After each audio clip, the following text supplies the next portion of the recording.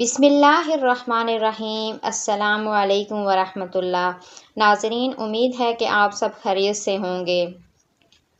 رسول اللہ صلی اللہ علیہ وآلہ وسلم نے فرمایا، کسی تکلیف میں اگر کوئی شخص مبتلا ہو تو اسے موت کی تمنا نہیں کرنی چاہیے، اور اگر کوئی موت کی تمنا کرنے ہی لگے تو یہ کہنا چاہیے، اے اللہ، جب تک زندگی میرے لیے بہتر ہے مجھے زندہ رکھ، اور جب موت میرے لیے بہتر ہو تو مجھے اٹھا لے۔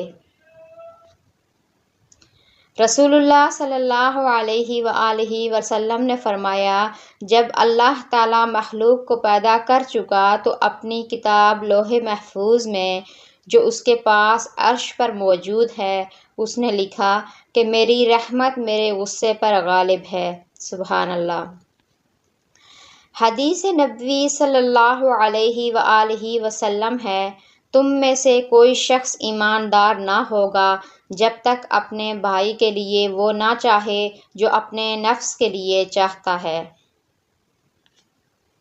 رسول اللہ صلی اللہ علیہ وآلہ وسلم نے فرمایا، اللہ تعالیٰ جس کے ساتھ خیر و بھلائی کرنا چاہتا ہے اسے بیماری کی تکالیف اور دیگر مصیبتوں میں مبتلا کر دیتا ہے۔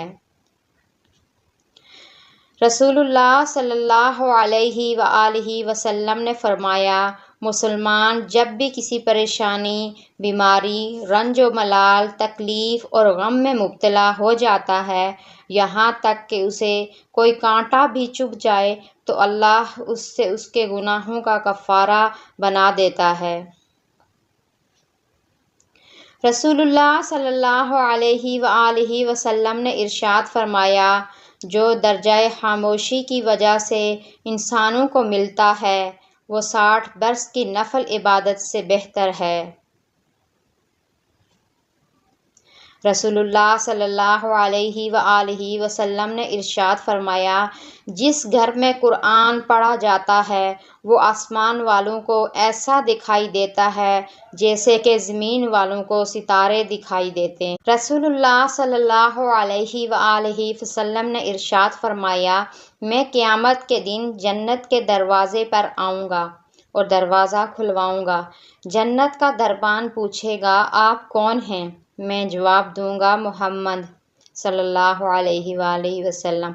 وہ کہے گا، مجھے آپ کے بارے میں ہی حکم ملا تھا کہ آپ سے پہلے کسی کے لیے دروازہ نہ کھولوں۔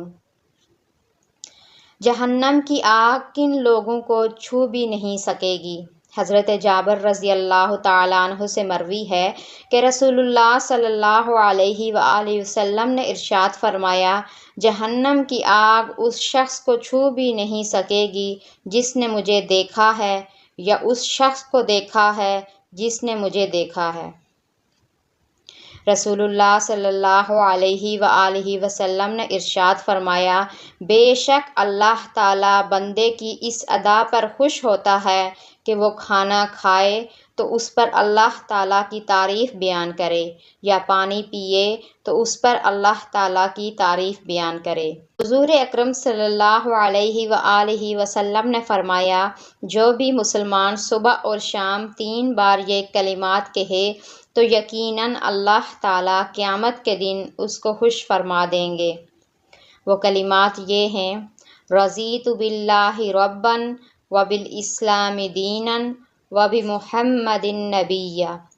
رضیت باللہ ربا وبالاسلام دینا وبمحمد نبیا۔ اس کا ترجمہ یہ ہے کہ میں اللہ تعالیٰ کے رب، اسلام کے دین اور محمد صلی اللہ علیہ وآلہ وسلم کے پیغمبر ہونے پر راضی ہو گیا۔